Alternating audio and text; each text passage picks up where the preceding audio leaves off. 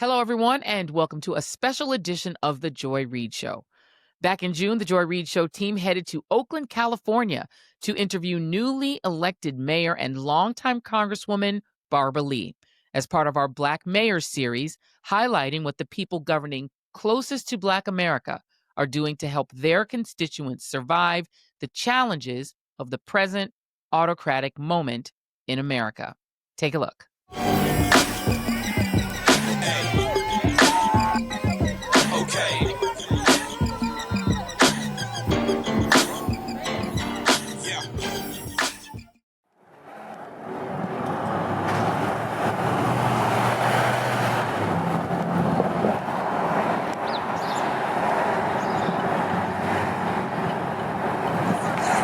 Today is a big day. You know, we have good news.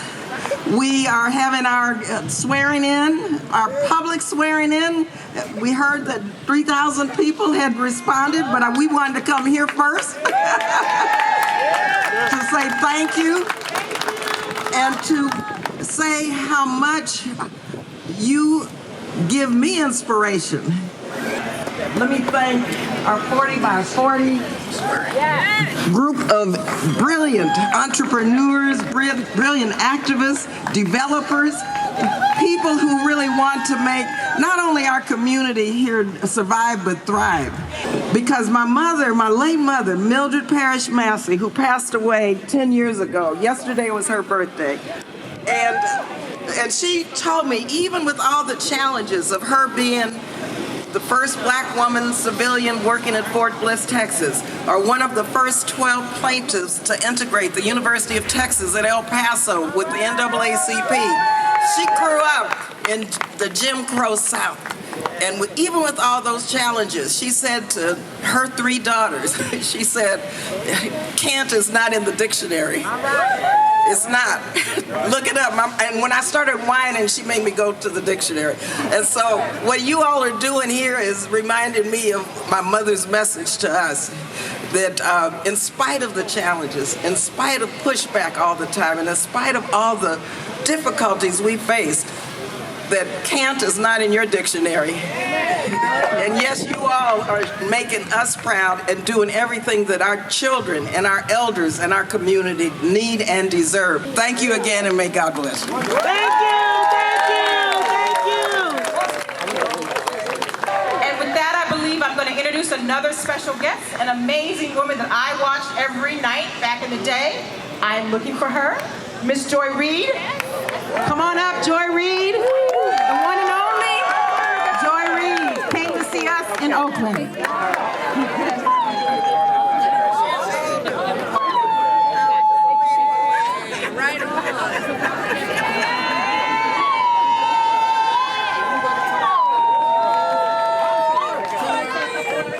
Well, hello, everyone. It is always beautiful to be in sunny California. I just came from rainy East Coast, but it is so beautiful to be in Oakland. Sadly, I've never been to Oakland before. This is my first time, but I am so proud of your mayor. I love everything about her because she was just I know it's Sunday. Can I say badass on Sunday? Yes, ma'am. I'm sorry. Hallelujah. She was a badass young woman. She represented the people in the most progressive, grassroots way from day one. From Shirley Chisholm being her mentor to taking over the seat of the great Ron Dellums, one of the champions of the reparations movement. She is somebody who is a movement politician. And there are 2 kinds of politicians. There are politicians, and there are movement politicians. And what you want, if you want change and you want something to actually change in your life as a result of voting, what you want is a movement politician. Because otherwise they're just taking up space. And they don't care what they do at the time, they just want to stay in power. And so when I encounter in my very long years, even though I'm young and fresh, even my long years of covering politics, I have encountered many politicians, but only a handful of movement politicians. And your mayor, the great Barbara Lee, is a movement politician. Yes. So I want you to give her one more hand, and I am so proud of you. Congratulations on a victory well won. And also congratulations to you, because you are going to be led by the greatest. She's one of one. God bless. I tell you, you've got to come and spend at least a day. Yeah, we are Because coming. Oakland has so many different communities. Like yesterday, we did cleanups. Yeah. Okay, so I was in the Montclair area, which is the fire area where is in the hills, primarily white and upper income. Right. And we started there with cleanups. Then we went down into North Oakland, which is closer to Berkeley. Right. Then we went, which is very progressive, black and white, very progressive. I went in that area. Then we went to Chinatown. Right. Okay, did a cleanup there. Then we went to Fruitvale, which is the Latino community. Right. Right. And then we came out here to Deep East Oakland. And so you have all these different neighborhoods, the Vietnamese community, Right. the Japanese American community, Korean community, all along International Boulevard. Wow. And it's just like, you just go from one world to another. It kind of reminds me of New York. Like what you're talking about. It's this very cosmopolitan place where you have all these different communities. Do they interact? Interact some, because we have, we've never had really race riots here. Right. But we have an African-American Latino coalition.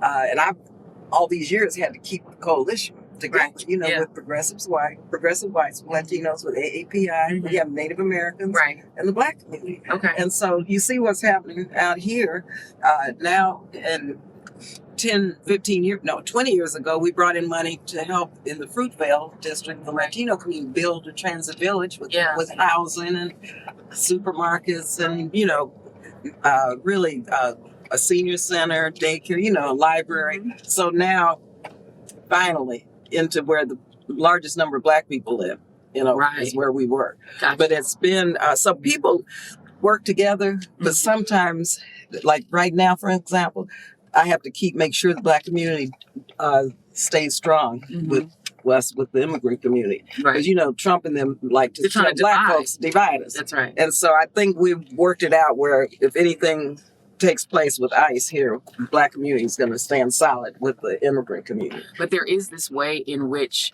the right has tried to divide African Americans from Latinos. Oh yeah. Is that happening here too? Not really, but it's subtle. It's right. It's subtle because oftentimes it's kind of like, like how did they get $100 million? Right. And I said, well, remember when I brought in, Right. then, oh yeah. Yeah. So, you have to kind of keep at it. And then it was really proud of CJ when we had the press conference to talk to 100 million, talking about all of us, in all communities. This is for everyone. And, intersectional kind of work. And so it's there, but it's not, it hasn't surfaced. There's and more we always cohesion. try to, because we know who the enemy is. Right. But when you look at my election, direct line, it's a straight line up there, which I've always represented, where the more wealthy population of voters are. Right. I won some votes, but my opponent won the majority of votes. Okay. The line here where they said people never vote, and this was a special election. Yeah. These people turned out. That's right. They projected maybe a 25% turnout. Okay. So no, we got 35%. We have so many people who are formerly incarcerated, systems impact. They didn't know that they could vote. That they could vote, yeah. And the Reid people don't understand how I won. We saw them, we know them. They registered, they helped in my campaign. And they voted. Okay. Unsheltered people, we have the largest number of unsheltered people in Alameda County. Now we're 24% of the county, 58% of the unsheltered people. Out of that, over 70% are Black, living in the streets. 70%. Okay. They didn't know they could vote, but if you have an address, so we had to get people who never got engaged before, never were seen by anyone. And probably were never asked. They were never asked. They were out holding my signs. Yeah. It was like, whoa. And that's how we won. And I feel like some of that, it comes from your background. I mean, you have that Black Panther background. That's an organizer background. But the people have to stand up and demand. And they have to understand that they have a right. They have a right to demand that these judicial procedures be carried out in the right manner. The revolution has come. Okay. Time to pick up the gun. Okay. And do you feel that has changed the way you do politics? Oh, yeah, it has, because it's interesting, because when I have a 100-day plan, like in 100 days we're going to do boom, boom. It's a 10-point plan. Right. Of course. Black Panther The Party. Black Panther was born in Oakland, California. This is where it Next came time you from. come, I'll take you to the museum. Frederica Newton Okay. does the Huey P. Newton Black Panther Party Museum. It's phenomenal. Yeah. It's phenomenal. What do you think people fail to understand about the Panthers? Because I feel like people know more about Black Panther the comic, right, than they really do about the Panthers. And I think they misunderstand who the Panthers were. Yeah, what they don't realize, or they're beginning to, but they don't yet fully realize. The Black Panther Party, first of all, was a coalition party. They had AAPI people, Latinos, led by Black people, but was a coalition party. Black Panther Party made a coalition with the Peace and Freedom Party, which is primarily a white group. We see it necessary to fight on two fronts. We must liberate the colony as well as stimulate revolution in the mother country. I think that the revolutionary students played a great part in saving America. If it were not for the white students, the Black Panther Party would react to the racism in the country and therefore respond with racism. White students have been very interested in the past of the foreign policy of the United States. They're demanding that the United States withdraw from Vietnam, stop brutalizing the Vietnamese people, and we feel that the white students should relate and pay more attention to the colonized situation here of the blacks first, because after all, this is home. And it was an international party. Huey Newton, Elaine Brown, Bobby Seale traveled all over the world. Every time I go, say, to China or to Algeria, everywhere I go, it's like, they're there. They were there, and they were there. Yeah. Okay, so they were international because they understood what this New World Order was about, and about how the disproportionate numbers of people living below the poverty line with all the inequities, that we had a common international struggle. Yeah. So they were an international party. Secondly, a lot of people don't realize that they had the 10-point program. I mean, they were the ones who started the whole movement for sickle cell testing, the George Jackson Medical Clinic. And I was involved in that. They were the ones that were the movers and shakers behind the free lunch program of the federal government. They were the ones who talked about housing, affordable housing, police accountability. And, cops were killing Black people. Yeah. So, hey, gun, you can carry a gun. You could. And so they carried their guns. And that's when, oh my goodness, because they were, That's when Ronald Reagan was for gun control. Yeah, that's right. That's because of that, because of the Panthers. Yeah. Right. And so the school, I helped them start the school out here.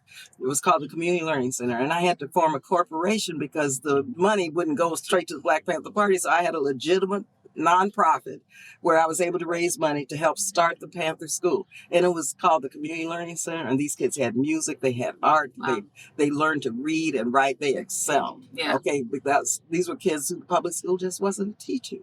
And so the party really, they were a visionary party, but they incorporated grassroots people to run the show. And I mean, Shirley Chisholm, okay? They weren't involved in voter registration or politics. And so because I met Shirley at Mills College, you saw the movie. I did. Okay. So I went to Bobby and Huey because I wasn't a member. I was a community worker. I said, look, we have this Black progressive woman who's running for president. Why don't she's speaking to the issues the party speaks to? I deem it a pleasure, an opportunity, and in a sense a kind of obligation to spend this time with you here this evening. Spend this time on behalf of a little woman whom I knew would make it, and whom I knew that at some time in the future this same woman is going to deck the halls of the United States Congress.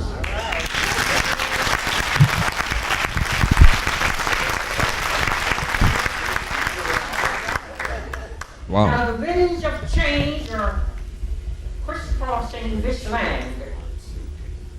The winds of change are reflecting not the presence of physical bodies, but individuals who understand the need for the prioritization of bringing to the legislature legislation that will be done to the benefit of the poor and the underprivileged peoples.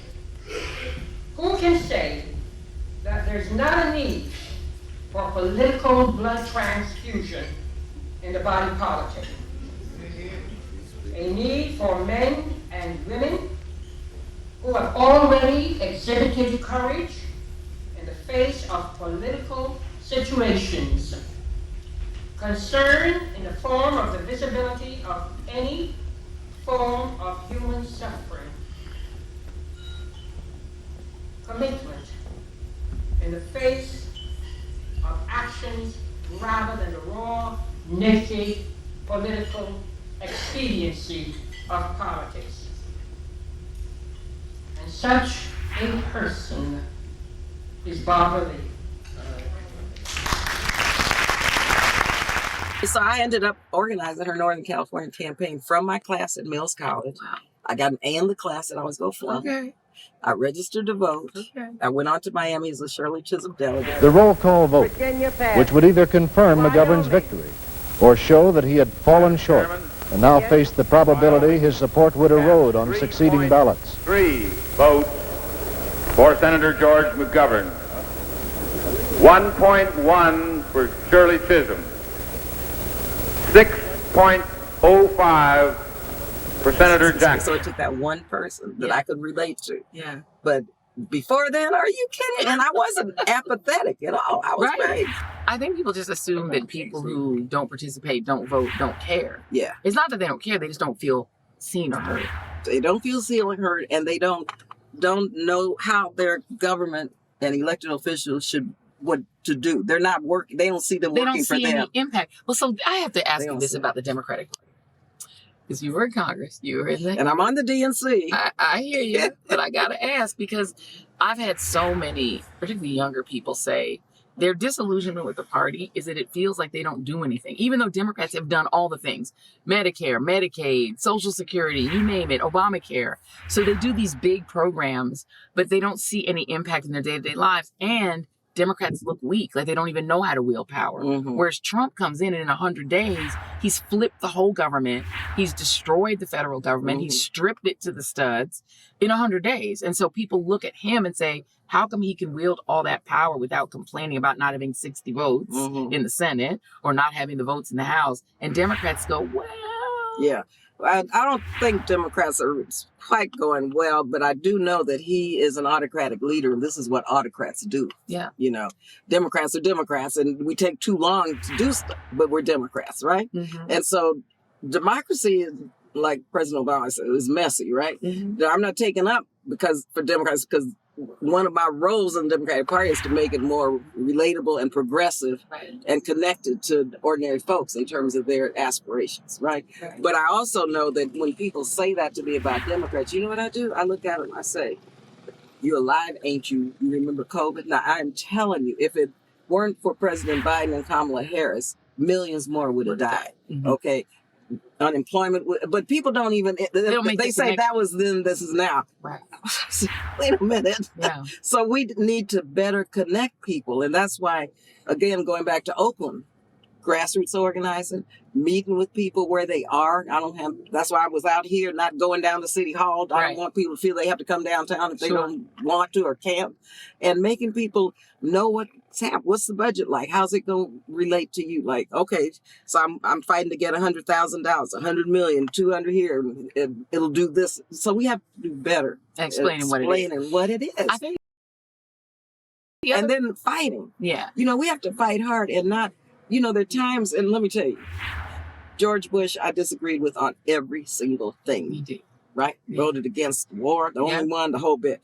But I worked with him on PEPFAR and the Global Fund. We've saved over 25 million lives. And that's because I went to him and I said, you got to help us do this. And he did.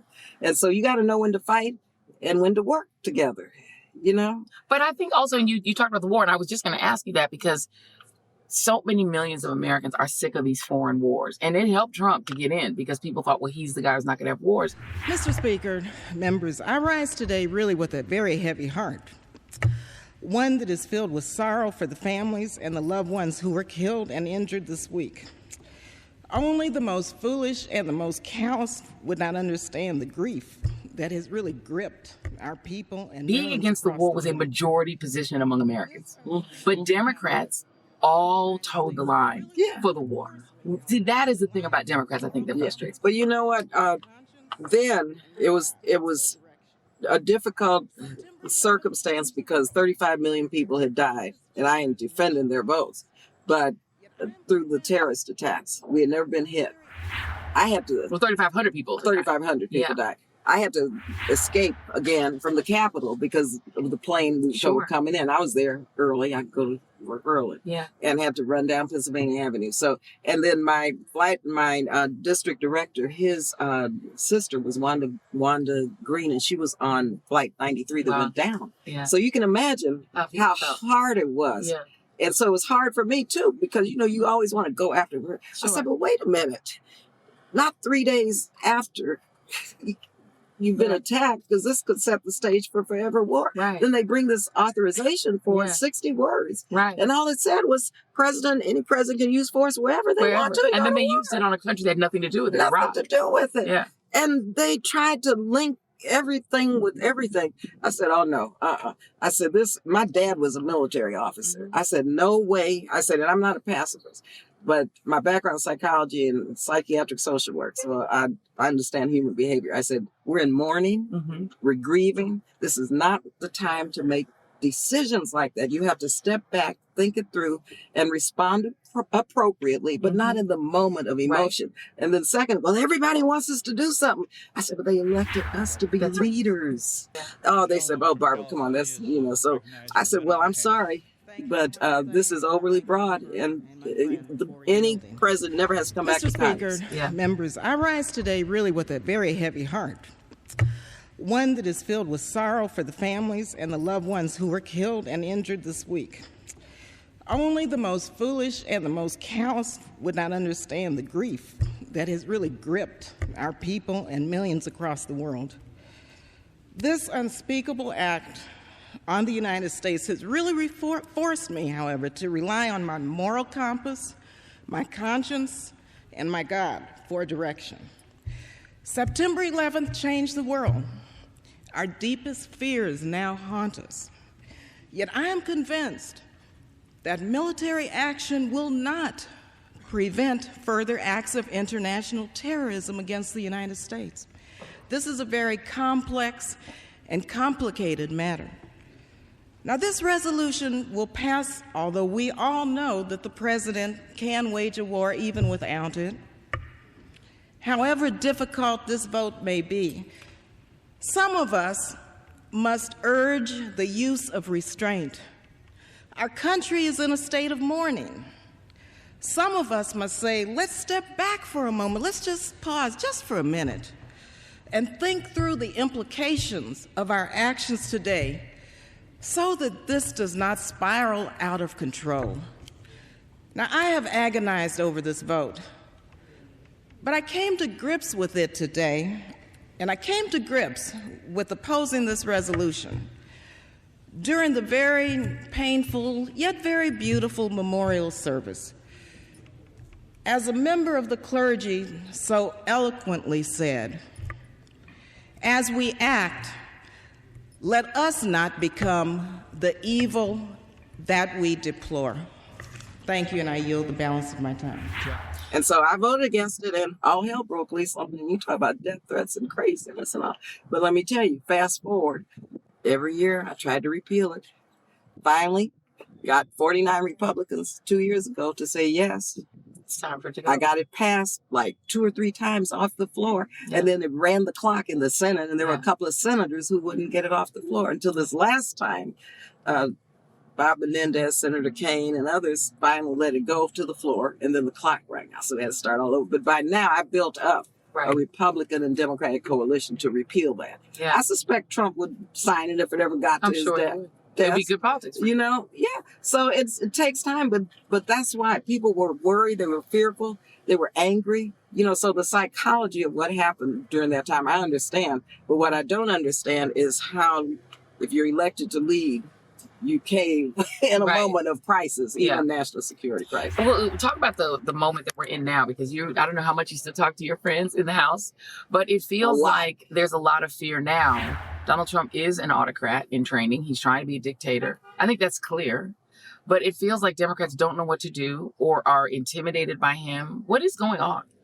Well, I think that there's sometimes a good cop, bad cop strategy. I mean, when you look at, there's a good core, and I was co-chair of the Progressive Caucus too, and the Black Caucus. There are a good core of Democrats who are out here moving around. Mm-hmm. And I think, you know, Democrats, like Republicans, will wait till the wind is blowing in their direction. Yeah. And that direction is blowing. So I think once people say, hey, enough.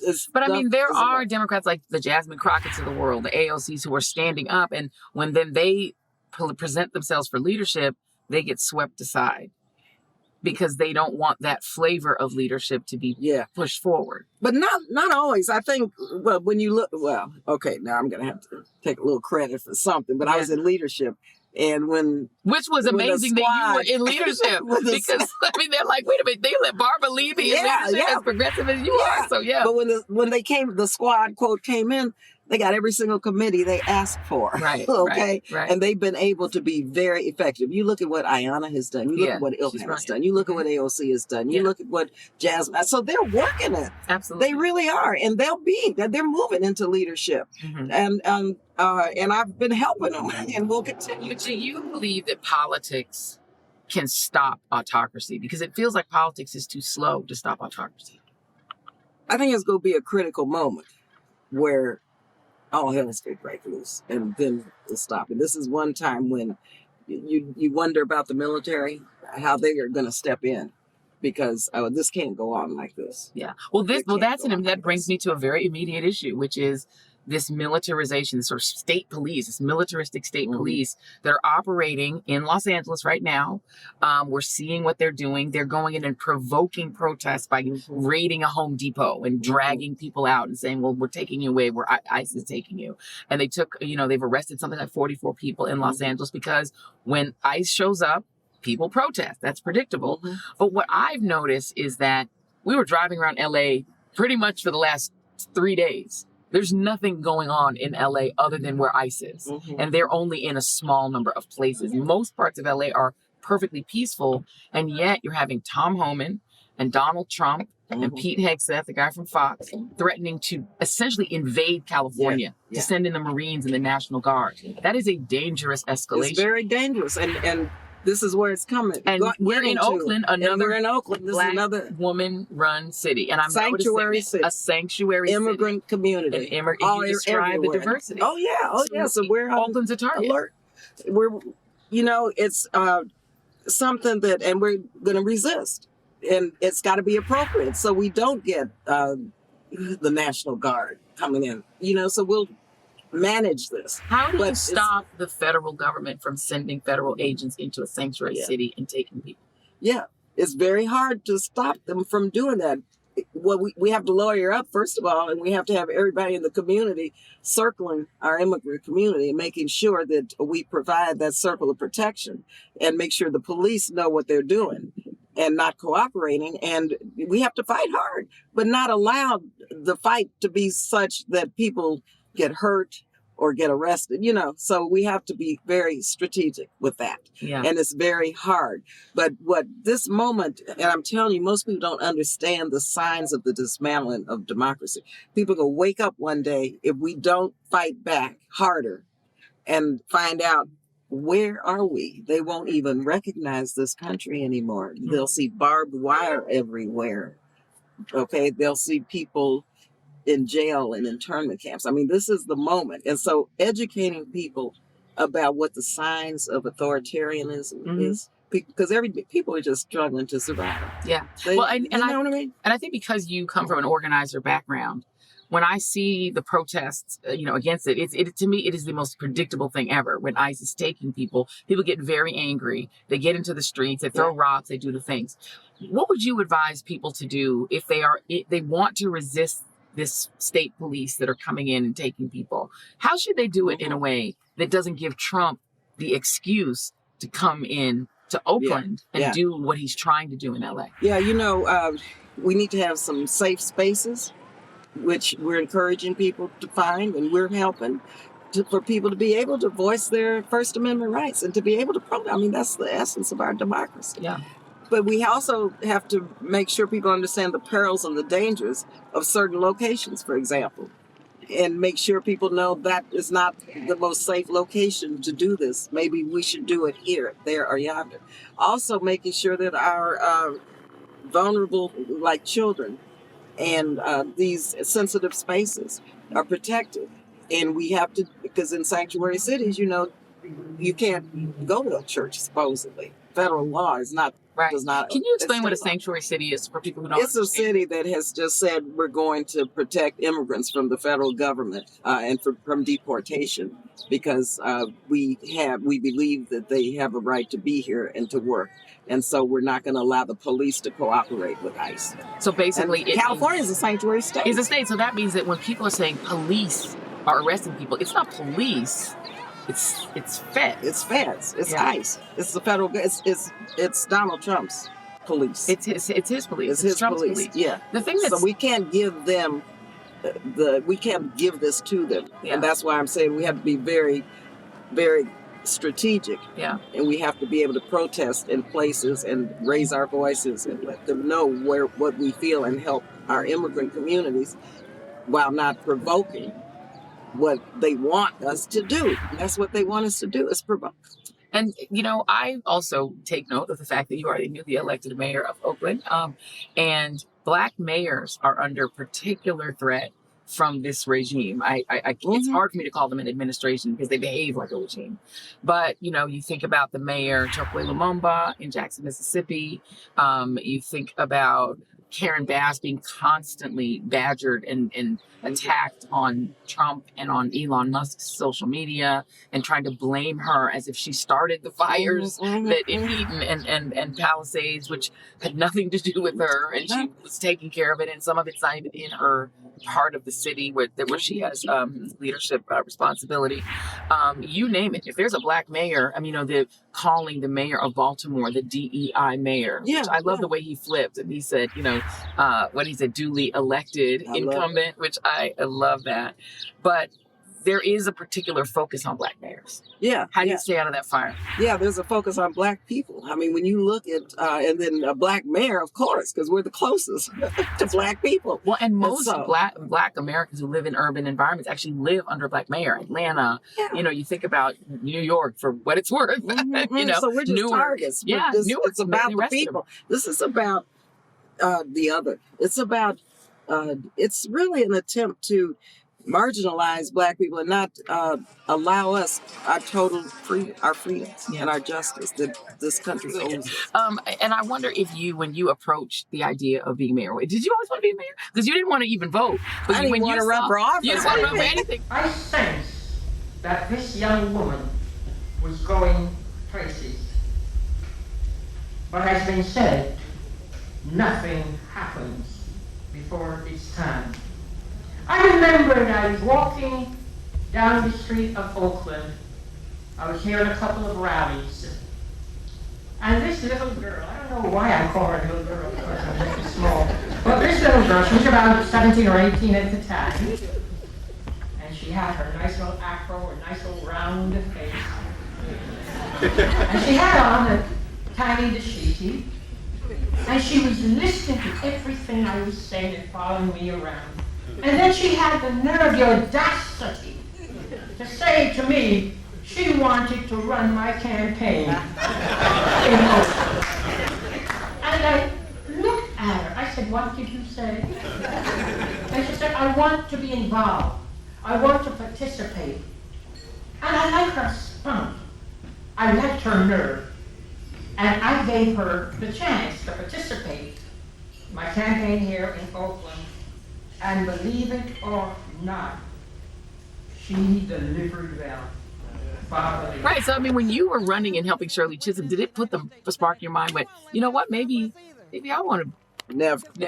No. I went to graduate school. I got my MSW, Master in Social Work. Yeah. I'm a clinical psychotherapist. I started my own mental health center, community-based mental health center. I'm gonna call you to take me through this there. Give me an appointment. Listen, I'm talking to a lot of people. Yeah. Using those skills. Listening is something you have to really do. And that's a good background for politics too, to listen. But no, I never expected nor wanted to run for office. Yeah. What happened was when I was working for Ron Dellums, and I was working out of his district office, and the assembly member was going to run for mayor of Oakland. And so everyone came to me and said, look, we've never had a Black woman in the California legislature north of Los Angeles. You've got to run. I said, what do you mean? They said, you're progressive, you're Black, you're a woman. Who else? I said, please. So I ran and I won. Yeah. So I was the first and only Black woman north of Los Angeles in the California Senate. So then after term limits, okay, Barbara, no Black women in the state Senate north of Los Angeles. Come on. I said, really? And I wasn't sure because I had a business then. Mm-hmm.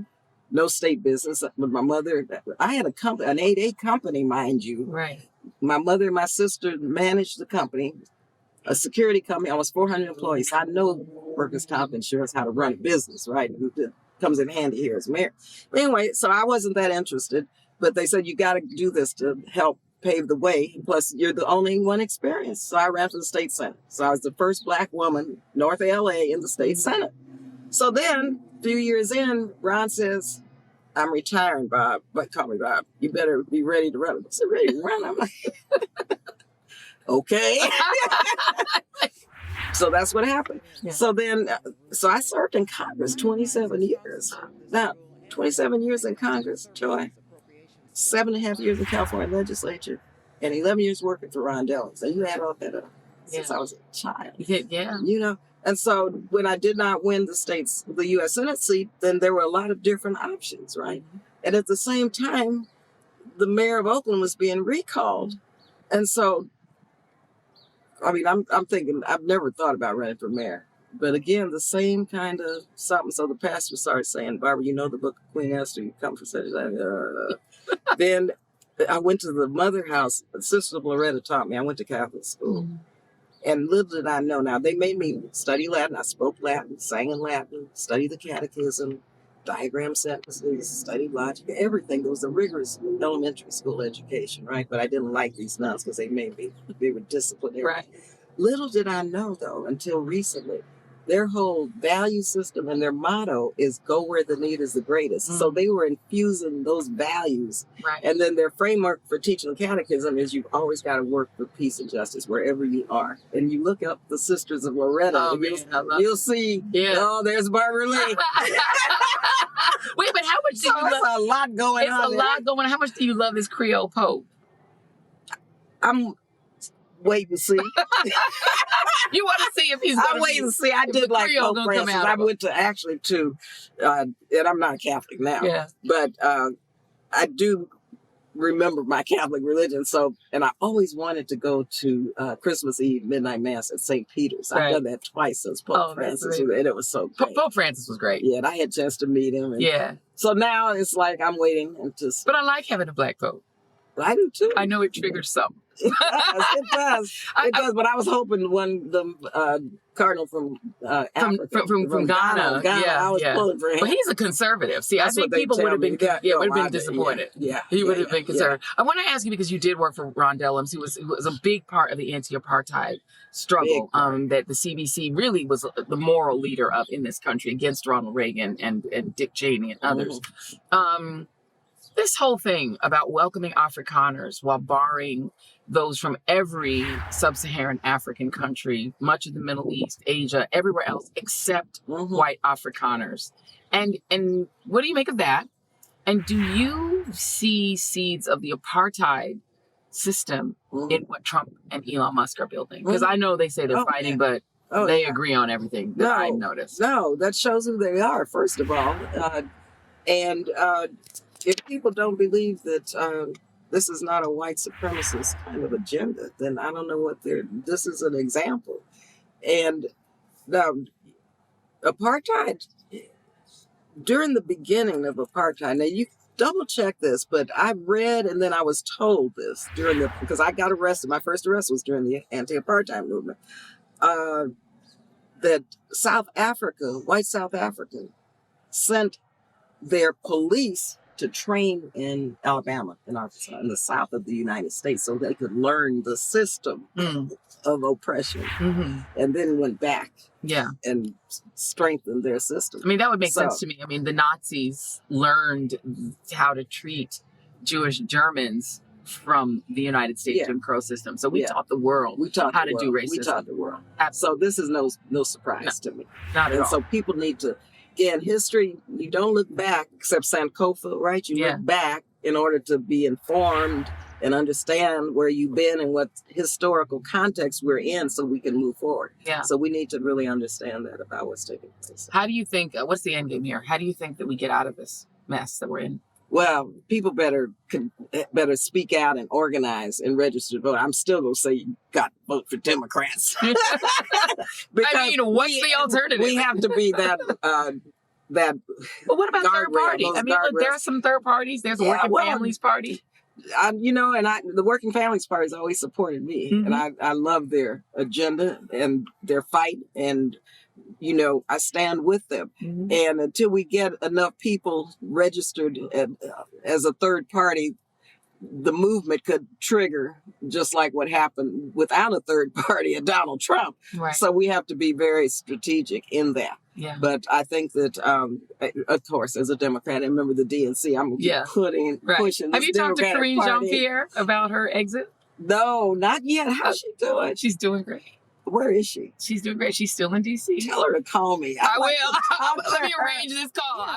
No, it's not for you. It's for you got to believe in this stuff, that it's going to help the people. That's the thing. You see that graffiti? Oakland's known for art graffiti, but now I don't know if it's, some people say people are committing crimes by painting, but I don't know the difference between graffiti and art graffiti. Beautiful. I do too, but it's everywhere. I'm so used to this from New York that I think it's so pure, and it gives the place like style. Yeah, and Oakland's got grit and style, and so, but it's a big issue. I think it gives you guys getting your lesson in politics. You guys got the inside story. Yeah, it does. Oakland has the best chart, naturally, of any city. Well, here we are. Okay, Roxanne. How are you doing? We've been sitting in the car. Hi. So honored to meet you, Joy. Thank you. Yes. Wonderful to meet you. This is very cool. Welcome to our restaurant. Thank Sweet you. Fingers, Jamaican restaurant. Yes. I'm excited. Now, I can't wait to try this food. We're here in Sweet Fingers, and this is just one of the areas that's really redeveloping East Oakland. Because I think you mentioned a couple times Fruitvale, and you know what people think. When they hear Fruitvale, they think Fruitvale Station. They think of that's where Fruitvale Station is. And that's where, and it's near here. It's right here. It's right down the street. Yeah. And so I think that is sort of the last image people really kind of had in their minds about Oakland, right? How has it changed, and how do you change the perception? Well, first, thank you very much for being here, because we have to change the narrative about Oakland. Of course, COVID and Donald Trump, first time around, turned the world upside down. And most communities have not recovered from that, period. Yeah. And we are recovering. And so a lot has happened since then. And what we have done, though, is when you see the fact that the cost of living, of course, in Oakland and throughout California is not consistent with the wages. So people end up not being able to afford to live here, and especially black people, have moved to Nevada or up to Brentwood, Antioch, Pittsburgh, or back home down south to Georgia, Alabama, Texas. And so the impact of what that period also brought was gentrification and the diminution of the black population in Oakland, because now we're down to about 22-23% black population. Okay, and so Fruitvale Station, Ryan Cougar did a brilliant job in that. And so we have police accountability issues that we're dealing with. We have a public safety strategy. The crime rate has gone up, smash and grabs. But you know what? And I was so proud of our city council members and our interim mayor and myself. We worked to make sure that we enhance funding for our Department of Violence Prevention. The crime rate is ticking down by 30% now. Right. So the narrative has got to change. People don't feel safe. They don't see it. They don't hear that. Right. But also they don't hear all the great things that are happening in Oakland, like the 40 by 40 and the Black Cultural Zone and all of the development that's taking place and all of the efforts to keep the city clean and safe and green by ordinary folks. Yesterday, for example, we had cleanups all over the city. In Chinatown, in high wealth areas, in the Fruitvale District, in Deep East Oakland, in North Oakland, everywhere. Over 250 people out cleaning the city, you know? And so a lot is changing, and we're coming around out of all of these terrible dynamics and terrible socioeconomic challenges that we've had. Budget deficit. We balanced the budget this year. We're still going to have a deficit. We're going to have to make more cuts. We're a union town, and I'm proud of that. There's some here who want to bust the unions, and so we got to hold the line. We have people here. We have people here who are very wealthy, several billionaires, who just want to kind of buy Oakland. And so we're pushing back on that, saying Oakland is a city where everybody is welcome, regardless of whether you have money or not.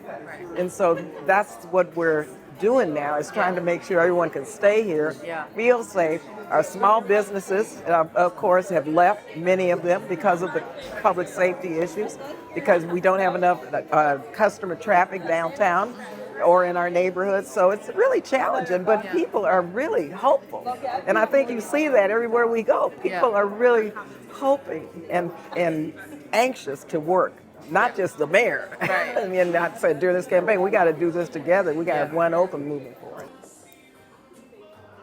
This is good. I have one extra question. I have a bonus question for you. Can I have a bonus question? Yeah. I wouldn't be surprised if we don't have a woman president for the next 20 to 25 years, particularly if the women continue to move in the direction in which they're moving now in this country by constantly fighting for recognition on the basis of their talents and their abilities, and not on the basis of their sex. And they're making the gentlemen in this country begin to realize that ultimately all discrimination, whether it's anti-woman or anti-black, all discrimination is anti-human. Are you hopeful about 2026? I mean, does it even, you think we're going to have free and fair elections? We better, except we better have some election monitors. We better lawyer up now, and we better have some election protection in place. Yeah.